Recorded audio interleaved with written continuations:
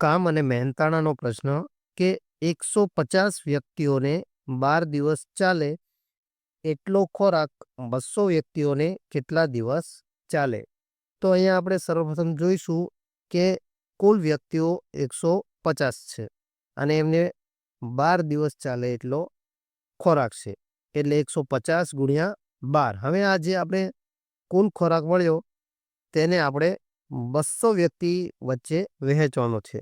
એટલે અહીંથી 0 0 ગયા, 5 તારી 15 અને 5 ચોક 20 અને 4 તારી 12. તો આપણે અહીંયા 3 ગુણ્યા 3 એટલે આપણો જવાબ આવશે 9.